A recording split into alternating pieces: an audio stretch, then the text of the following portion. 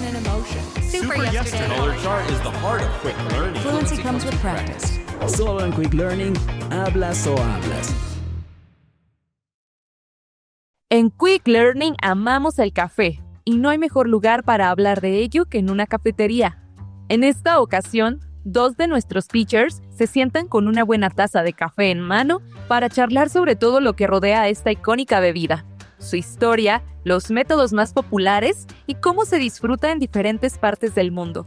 Todo mientras practicas tu inglés. Así que prepárate un café o tu bebida favorita y acompáñanos en esta conversación llena de sabor. ¡Empecemos!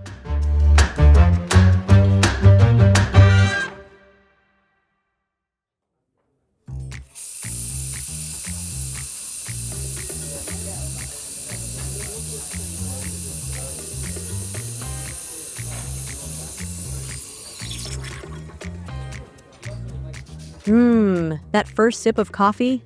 Absolutely unbeatable. See, I actually think the second sip is better. The first one is just waking up your system, but the second, that's when you really taste it. Okay, interesting theory. But I'm sticking with the first sip as the best moment. All right, we'll agree to disagree. Either way, we clearly take our coffee way too seriously.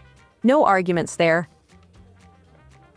Hey everyone, welcome to the Quick Learning Podcast, where we sip coffee and chat about fun ways to improve your English. I'm Teacher John, currently on cup number, 4?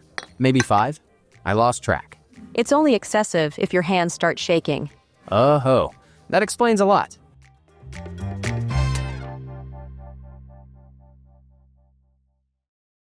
I'm Teacher Emma, and since we're sitting in a coffee shop, what better topic to dive into than coffee itself? How it helps with learning English, some weird history, and the coffee culture that's taken over the world. Exactly. Coffee isn't just a drink, it's a whole experience. It's become a huge trend, from the way people order to the vibe of coffee shops. Right? Just think about how many people use coffee shops as a meeting point. You don't just grab a coffee and go. You sit, you chat, you work, you people watch. It's like a modern-day town square. Yeah, especially in the US, coffee shops are where everything happens. Business meetings, study sessions, dates, even just casual conversations with strangers. And the way people order has become part of the culture too. Everyone has their own perfect order. Oat milk, extra foam, half sweet, iced, triple shot. Exactly. And for English learners, ordering coffee is actually a great way to practice real-life conversations. Why does it have to be so hard? You're not giving a speech. You're just ordering a drink. It's low pressure. Can I have a cappuccino, please? Or, I'd like an iced latte. Boom! You just used English. Now that, we can agree on. And if you want to extend the conversation, ask a question. What do you recommend? Or do you have oat milk? Simple as that. That way, you're actually interacting with the barista instead of just placing an order like a robot. Exactly. And let's be real. This is the kind of English you actually use in daily life. Nobody walks around saying, the cat is on the table. But ordering coffee? That's essential. So true. And sometimes, baristas throw in a question that totally catches people off guard. I speak from experience. Oh, like, for here or to go? That one confuses people all the time. Right? It's such a simple question, but I've seen people freeze when they hear it. Not that it's ever happened to me. Are you sure, Emma? It just means, are you staying or taking it with you? And the answer is easy. To go, please, or for here, thanks. I know, but I get nervous because I'm so indecisive. I never know where I want to drink my coffee. Okay, fair enough. And honestly, coffee shops are great places for English learners to just listen.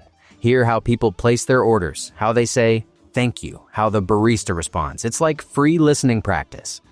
What about you listening to us right now? When do you feel like you could practice your English the most in a coffee shop? Let us know in the comments.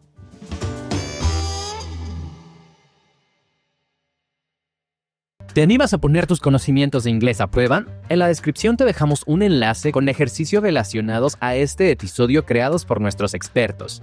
Aquí encontrarás justo lo que necesitas para darle un empuje extra a tu proceso de aprendizaje. Aprende sin darte cuenta y diviértete mejorando tu inglés. Dale clic y empieza ahora. John, did you know coffee actually started with goats? Wait, what? Yep. Coffee was first discovered in Ethiopia by a goat herder named Kaldi. He noticed his goats got super hyper after eating these red berries. So he tried them himself, felt super energized, and boom, coffee was born. Hold on. You're telling me hypergoats invented coffee? Pretty much. And from Ethiopia, coffee spread to the Middle East, where people started drinking it in coffee houses. Oh yeah, I've heard about those. They weren't just places to grab a drink. They were like the original social media. People met up, talked politics, shared news, even listened to music. Kind of like today. Exactly. Then coffee made its way to Italy, where espresso culture took off. Italians don't sit around with giant lattes. They take a quick espresso shot, maybe chat for a second, and then they're off. I like that. It's straightforward and even saves time, don't you think? Maybe. But now, look at France. Completely the opposite. Why's that? Coffee in France is practically an event. You sip it slowly, eat a croissant, and just watch the world go by. Totally different from the US, where you grab a coffee and rush off to your next thing. Tell me about it. France sounds dreamy. I think I still prefer Italy. It suits me. Yeah, you're always straight to the point. I'd take France, no doubt. I like to enjoy every sip of my coffee. Don't worry, John. I think you'll have plenty of sips today. Oh, do you know about Sweden's fika? That's next level. Oh, yeah. Fika isn't just a coffee break. It's a ritual. You stop everything, sit with friends, and actually enjoy coffee and pastries. No rushing. Take me to Sweden ASAP. Meanwhile, in Turkey, they boil coffee in sand. Yeah, I still don't get that. It's all about controlling the heat. Turkish coffee is super rich and thick, and they take the whole brewing process very seriously. I respect that. But I draw the line at reading fortunes in coffee grounds. Oh, come on, that's fun. You drink your Turkish coffee, flip the cup upside down, and someone reads the patterns in the grounds. My fortune would just say, you drink way too much coffee. Probably. Speaking of, let's settle this. Is coffee actually good for you? Oh boy. Okay, I want to say yes, but I also drink so much of it that I might be biased. I'd love to hear what our listeners think. What do you say? Is coffee good for your health? So? Well, science says coffee has tons of benefits. It boosts brain function, improves memory, and even lowers the risk of diseases like Alzheimer's and Parkinson's. All right, I like where this is going. But too much coffee can make you anxious, mess with your sleep, and cause heart palpitations. Yeah, I know that feeling, but honestly, still worth it. Moderation, John. It's all about moderation. I know. Okay, what about brewing methods? Best way to make coffee? Pour over, no contest. It's clean, smooth, and you really taste all the flavors. See, I like the French press. Richer flavor, more texture. Speaking of, I'm going to order another one.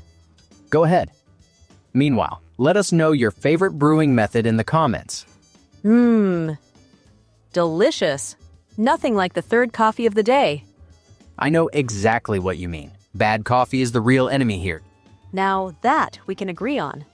Challenge time. Next time you're at a coffee shop, try ordering in English. Say, can I have, or I'd like, and pay attention to how the barista reacts. You never know, you might start a conversation. Or better yet, grab your coffee, sit back, relax, and listen to more episodes of the Quick Learning Podcast. Oh, absolutely. And if you want to take it a step further, why not practice English with a quick learning teacher? Just head to quicklearning.com to find out how. Thanks for hanging out with us. If you enjoyed this episode, leave us a review and share it with a fellow coffee lover. Until next time, enjoy your coffee and your conversations. Bye, everyone.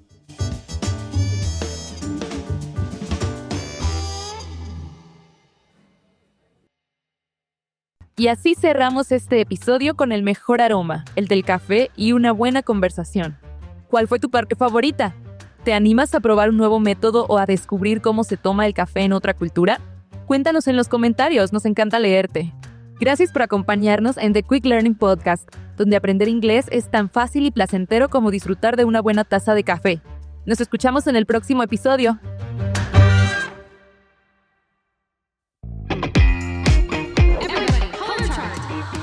Action, passion, and emotion. Super yesterday. Color chart is the heart of quick learning. Fluency comes with practice. Solo en Quick